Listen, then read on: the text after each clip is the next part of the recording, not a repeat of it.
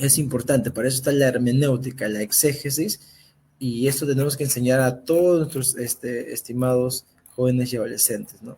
La importancia y la infalibilidad de por qué la Biblia es el soplo de Dios. Muy bien, a ver, algo que quisiera añadir con respecto a la inspiración, ¿no? Nosotros decimos que la palabra de Dios es la inspiración. Siendo objetivo, la inspiración consiste, para nosotros, lo de la Reforma consiste en 66 libros, ¿correcto? Esos nosotros los reconocemos como libros inspirados por Dios. Eh, Otros libros que traten de añadirse a la Biblia ya no serían inspirados por Dios. Nosotros reconocemos solo 66 libros inspirados por Dios, ¿no? Eh, Ahora, eh, otra palabra para eh, eh, relacionar con la inspiración es la palabra canonicidad, ¿correcto? Entonces, nosotros cuando decimos que estos libros son inspirados por Dios, también decimos estos libros fueron canonizados, ¿correcto? Entonces, la inspiración divina tiene que ver con la canonización de los libros. Nosotros decimos, estos libros son inspirados por Dios porque estos libros fueron canonizados en la historia de la iglesia, ¿no? Tanto el primer siglo como hasta el tercer siglo, cuando ya se hace la Biblia. Entonces, cuando nosotros hablamos de sola escritura, estamos hablando de libros canónicos, no deuterocanónicos ni fuera de la Biblia, digamos, otro tipo de escrituras, ¿no? Entonces, cuando hablamos de sola escritura, hablamos de libros canónicos, los 66 libros canónicos. Entonces, cuando alguien nos pregunta, ¿qué es sola escritura? Simplemente yo le respondo, son los libros inspirados por Dios o los libros canónicos, que lo tenemos en la Biblia. Solamente 66 libros nosotros los reconocemos como la autoridad, que tienen la autoridad para darnos fe, doctrina y conducta, ¿no? Entonces, eh, cuando vamos a hablar de sola escritura, también tenemos que hablar de la historia de la canonización de los libros de la Biblia, tanto del Antiguo Testamento como del Nuevo Testamento. Del Antiguo Testamento fueron canonizados por la cultura hebrea, si no me equivoco, son los 49 libros, ¿cierto? 49 libros canonizados por los judíos, por los hebreos, no aumentamos más. 39, 39, perdón. 39, Gracias. 39. Entonces, 39 más 27. claro, gracias. Ajá. Gracias por corregirme. Entonces, esos 39 libros nosotros reconocemos como inspirados por... Y de hecho, según de Timoteo 3, 16, 17, cuando dice toda la escritura es inspirada por Dios, está haciendo, o sea, está hablando de los 39 libros canónicos que tenían los judíos, ¿cierto? Porque el Nuevo Testamento aún se estaba escribiendo. Entonces, cuando dice toda la escritura es inspirada por Dios, estaba hablando de los 39 libros canónicos que tenían los judíos. Ahora, ya en esta época ya estaba determinado, los 39 libros ya estaban canonizados. Ya no se podía añadir ni se podía quitar. ¿Correcto? Entonces, cuando nosotros hablamos de la inspiración, estamos hablando de esos libros. Y del Nuevo Testamento, los 27 libros, ¿no? Y también fueron canonizados en el primer siglo, ¿no? Entonces, nosotros cuando hablamos de sola escritura, hablamos de los 66 libros canónicos, como base, autoridad primero de fe, doctrina y conducta, ¿no? Entonces, eso para hacer un límite de que, por ejemplo, deuterocanónicos, para nosotros no es solo escritura, otros libros aparentemente inspirados por Dios, ¿no? Que se conocen como libros, eh, ¿cuál es el nombre? Ah, libros, bueno, que se han escrito en tiempo de la iglesia, pero no los reconocen como inspirados, ¿no? Los apócrifos, los libros Libros apócrifos. apócrifos, gracias. Entonces, cuando nosotros hablamos de sola escritura, hablamos de los libros, de los 69 libros, tanto los 69 del Antiguo Testamento, los 27 del Nuevo Testamento, y descartamos todo tipo de libros apócrifos, deuterocanónicos, libros inspirados aparentemente también en otras religiones, como es el Corán, el libro del Mormón, etcétera. Para nosotros decir sola escritura son los 66 libros inspirados por Dios o canonizados primero por la cultura hebrea y por la iglesia del Nuevo Testamento. Hasta ahí, hasta ahí mi parte. Gracias. Amén. Amén, gloria a Dios. Muy bien, mira qué maravilloso. Hemos estado desarrollando la primera sola, ya son las 11 y tanto. Qué maravilloso es si hubiera una vigilia a quedarnos, porque, bueno, los que amamos la escritura, los que amamos todo lo que es la teología en el sentido de conocer a Dios, nos gusta pasar el tiempo conversando, ¿no?, acerca de ello. Amén, pero vamos a seguir avanzando y vamos al segundo. Si caso no alcanzamos, podemos hacer una segunda parte que sería muy maravilloso. Amén, para seguir hablando un poco más. Vamos a ir al siguiente y vamos a hablar de la sola fide. La sola fide es en español solo por la fe. Afirma que la justificación del creyente es por la fe en Jesucristo y no por obras humanas. Romanos 5:1 declara: justificados pues por la fe, tenemos paz para con Dios por medio de nuestro Señor Jesucristo. Martín Lutero declaró: la fe sola es el artículo por el cual la iglesia permanece o cae. Lutero, 1537-2005, página 12. Muy bien, entonces acá menciona acerca de la fe. La fe, ¿qué es la fe? Bueno, lo mencionaba, ¿no? ¿Qué es la fe? Y bueno, Hebreos 11:1 te dice qué es la fe. Pero bueno, esa es una síntesis nada más. La fe es más que ello. La fe en el sentido de fide, miren cómo lo dice en el latín, fide. Fide es la raíz de otra palabra más grande, la cual es fidelidad. Y la fidelidad es permanecer al lado de alguien en el cual tú confías. Entonces, miren qué maravilloso es que la fe es eso, es confiar en alguien de tal manera que tú estás a su lado y permaneces a su lado. Y eso es lo que dice también en el Antiguo Testamento: mas el justo por la fe vivirá. Entonces, esta fe es una fe que se vive, no es una fe teórica, es una fe que se vive. Entonces, qué maravilloso es ver esta parte. Adelante, amados hermanos, vamos a poder un poquito explayarnos acerca de la sola o solo por la fe. Adelante. Hermano Alejandro, lo escuchamos.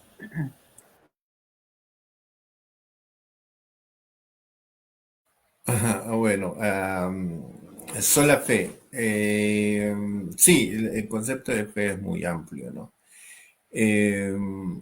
Sin embargo, en cuanto a este versículo, ¿no? Justificados pues por la fe, tenemos paz para con Dios, pero hay otra, ¿no? Hay otro versículo que decía Martín Lutero,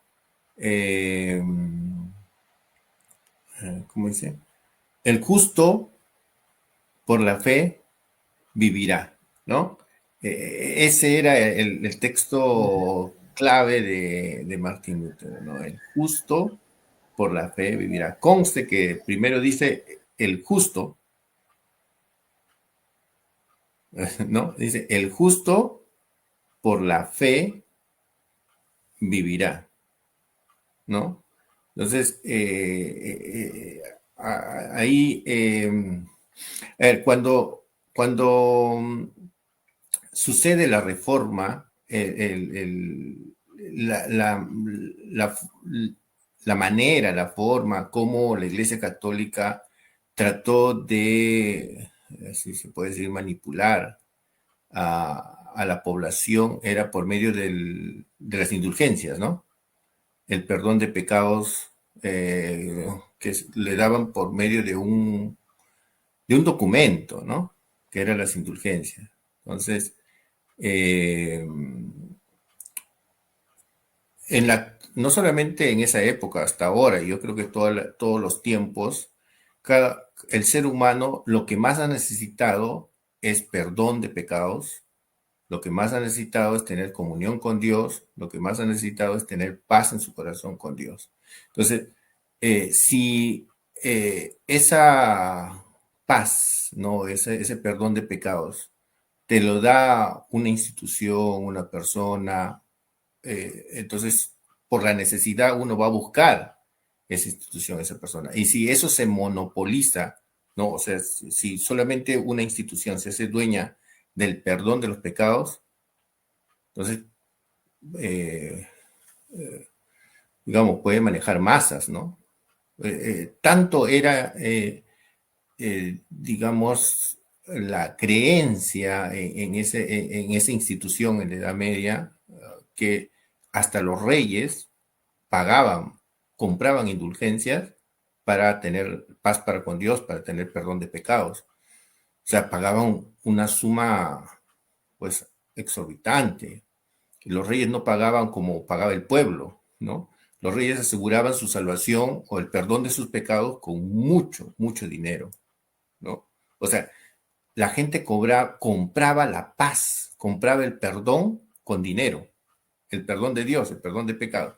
Incluso había algunos reyes que pagaban por adelantado por su pecado. O sea, iban al Papa y le decían, mira, yo voy a pecar. De repente no lo decían así, ¿no? Pero ellos sabían que iban a pecar, entonces compraban indulgencias por los pecados que iban a cometer, ¿no? Imagínense. Entonces, el perdón de pecados se había convertido en un negocio y esto estaba monopolizado por la Iglesia Católica. Pero de ahí salió un hombre que dice, pues no, no, la justificación, como dice ahí, ¿no? Justificados pues por la fe tenemos paz para con Dios. Entonces, Martín Lutero empezó a decir, pues no, el perdón de pecados no viene o no lo otorga una institución, no lo otorga una persona, sino que ya viene por la fe en la obra que hizo Cristo Jesús en la cruz, ¿no?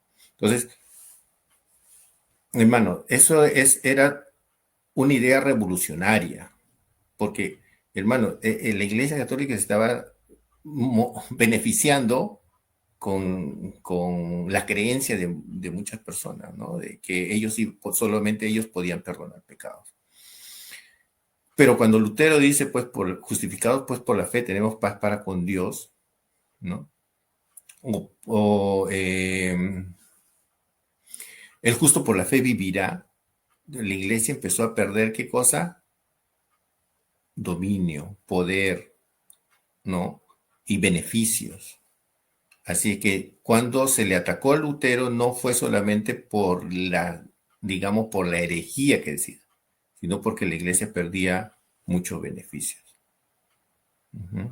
Bien, sí, hermano Marco Antonio. Realmente sí, lo que dice el hermano maestro Alejandro realmente es importante, porque la Iglesia Católica, al igual que en algunas dietas, si mal no recuerdo, es la dieta de Worms, en el cual no estaban de acuerdo con esto, porque ellos afirmaban también que la salvación era por obras, ¿no? Que ellos tenían que hacer buenas obras para que obviamente se vayan al cielo, y sumado a esto las indulgencias, ¿no? Obviamente de que te iba a salvar del infierno o del purgatorio, ¿no? Como muchos todavía creen en ello, lamentablemente, que para sacarte del purgatorio o para sacarte del lugar donde estás, tienes que pagar tu indulgencia, ¿no? Y obviamente esto se volvió algún tipo de dificultad, porque incluso mal usaban el texto de Santiago para decir, obviamente, que las obras también eran parte de la salvación, ¿no? Pero vamos a ver que el libro de Santiago nos habla que las obras son productos, son, ¿cómo decirlo? evidencia de tu salvación. Entonces, eso es importante tomar en consideración, ¿no? Porque la sola fide nos dice que la única salvación es a través de la fe en Jesucristo y que sin fe obviamente es imposible agradar a Dios. Pero vamos a ver también importante, esto quiero puntualizarlo, que la fe es un don de Dios, ¿no?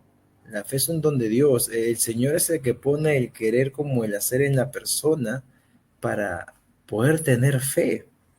Y eso también tenemos que, y eso lo quería decir hace mucho tiempo, y esta es la oportunidad para decirlo, que muchas veces escuchamos, ¿no? En varios lugares que dicen, ¿no? Ay, el Señor es un caballero, ¿no? Que Él está a tu puerta tocando, esperando a que tú le abras, ¿no?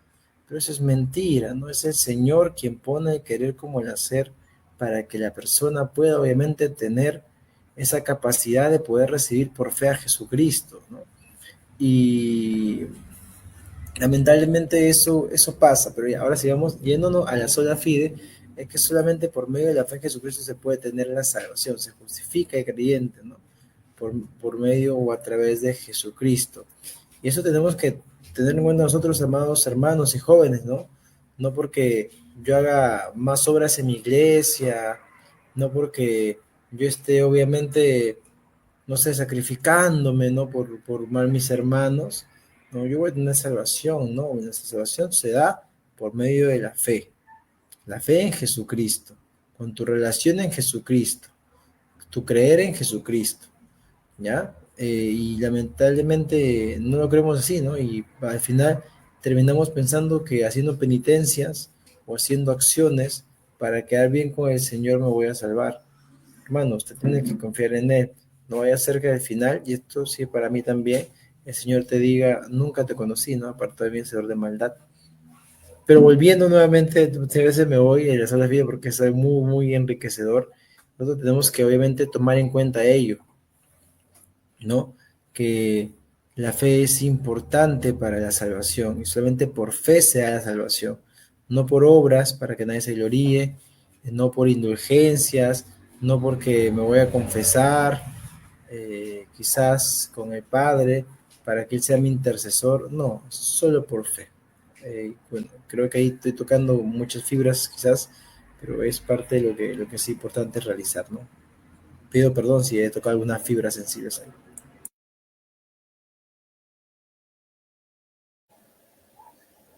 Gloria a Dios. Sí, miren qué interesante, qué importante es entender acerca de la fe. Estaba recordando acerca de la fe y la fe, dice la escritura, viene por el oír y el oír por la palabra de Dios. O sea, decimos, ¿no? El hermano Marco Antonio mencionaba y también el hermano Alejandro, respecto a la fe es un don de Dios. O sea, cuando tú escuchas la palabra va acompañado del Espíritu y el Espíritu opera en el hombre y genera esa fe. O sea, porque la fe viene por el oír y el oír por la palabra de Dios. Y cuando viene la fe te lleva a creer, pero también hay pasos, ¿no? O sea, nosotros entendemos que hay pasos en los cuales el hombre decide. O sea, el hombre va a llegar un momento en que tiene que decidir, ¿verdad? Pone su plena confianza en él o no, así como fue la oportunidad del joven rico, porque al joven rico se le dio una oportunidad. Jesús le dijo, vende todo lo que tienes, dáselo a los pobres, ven y sígueme. Pero ¿qué decidió el joven rico? Dice que se fue triste porque tenía muchas posesiones. Entonces decidió no renunciar a lo que tenía. Entonces, así es. Qué importante es entonces saber que la fe también es un don de Dios. Y así nos evitamos el jactarnos, porque ni siquiera la fe que tenemos es nuestra, sino que viene de Dios.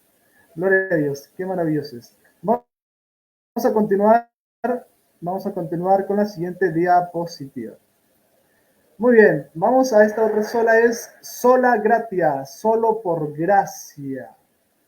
La salvación es un don inmerecido de Dios, no el resultado de méritos humanos. Efesios 2, del 8 al 9 dice, enseña que somos salvos por gracia mediante la fe, no por obras. Nuevamente voy a mencionar a Calvino. Él dice, y cito, incluso los más santos permanecen firmes solo por la gracia divina. Calvino 1559, 1999, página 254. Muy bien. Entonces, la gracia, la gracia. Yo cuando veía el término gracia y el término misericordia, uh, es algo muy interesante que de Dios viene la gracia y también su misericordia. Misericordia es no dar lo que uno se merece, no dar el castigo, no, o sea, detenerse. Misericordia es eso, se detiene, su mano, ¿no? O su castigo es detenido por su misericordia. Pero la gracia es dar, a pesar de que no lo mereces, Él da. Entonces, como dice Juan 3:16, ¿no? También, de tal manera amó Dios al mundo que ha dado a su Hijo unigénito. Ahora, la pregunta es si el mundo se merecía al Hijo de Dios. El mundo no se merecía al Hijo de Dios. Fue por la gracia de Dios, fue por su amor que Él dio su Hijo al mundo. Entonces, entendamos qué es la gracia de Dios. Gloria a Dios. Vamos ahora con nuestros amados hermanos, a poder desarrollar un poquito de lo que es la gracia.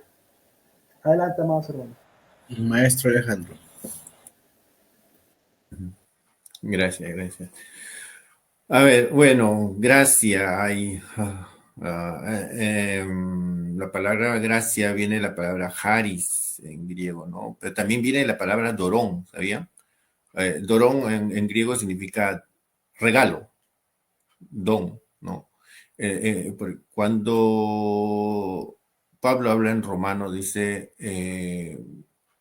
que justificados, pues no, dice, no me recuerdo ese versículo, Romanos 3:16, 3:16, ¿no? No me acuerdo. Pero bueno, la gracia no solamente es charis significa agradecimiento, gracia en realidad significa regalo, don, ¿no? Un regalo simplemente, un don, algo que se da, como dice, ¿no? Entonces, la gracia es un regalo.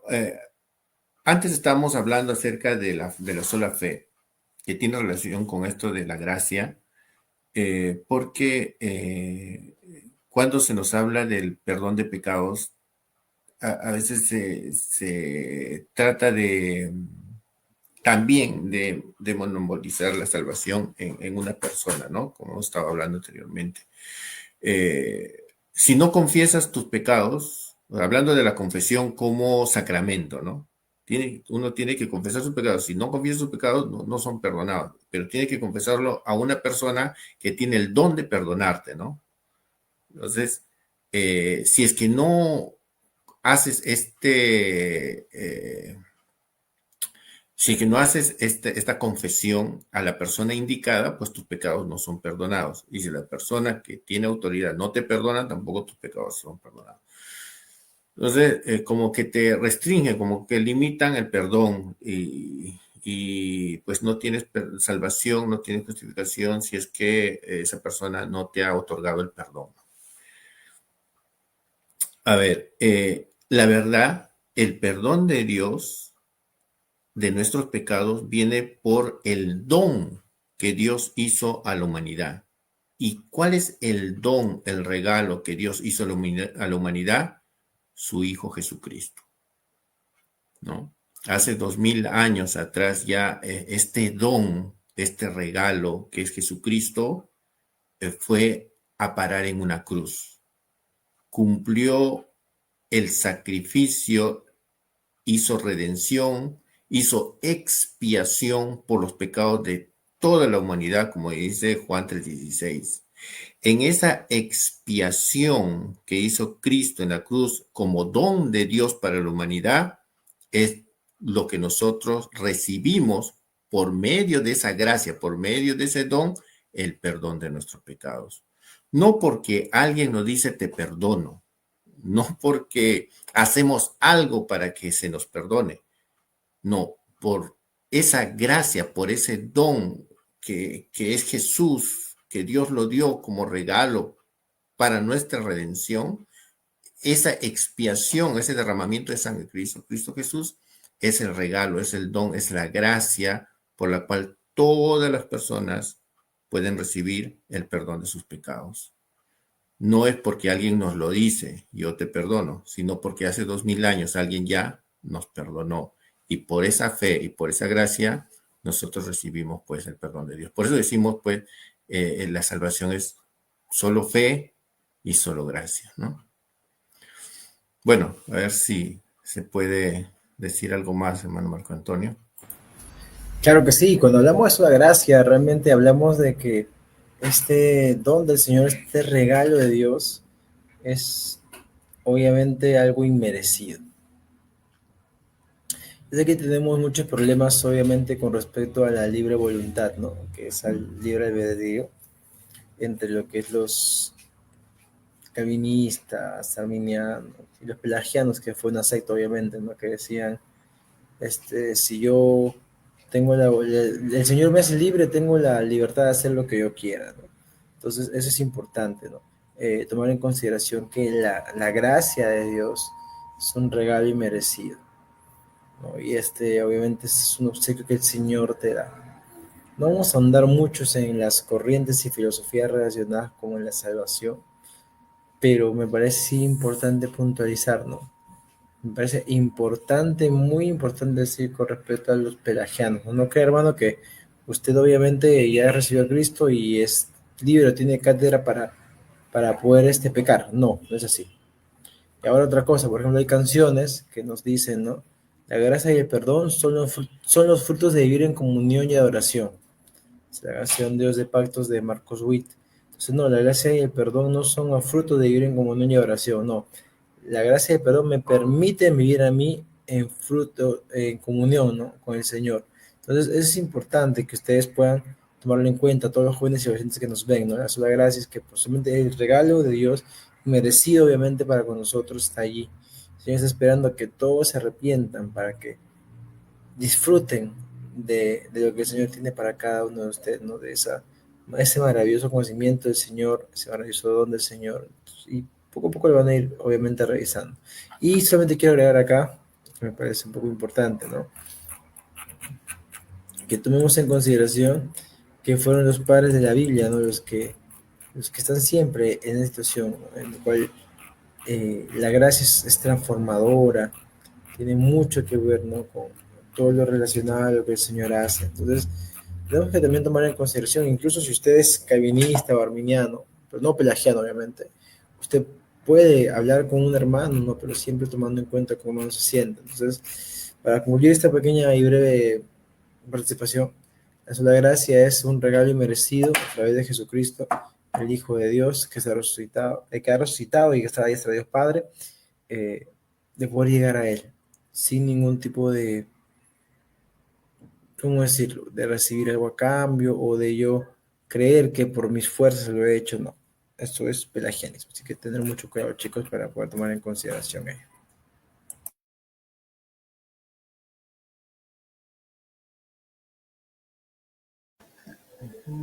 Gloria a Dios. Muy bien.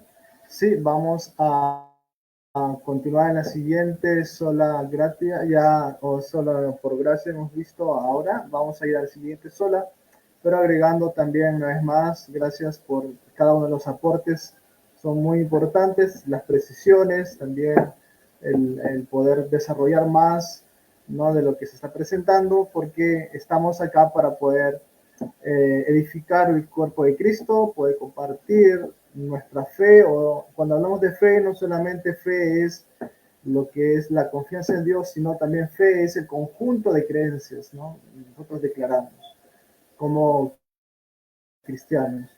Muy bien, entonces vamos a continuar con el siguiente y vamos a hablar de Solus Christus.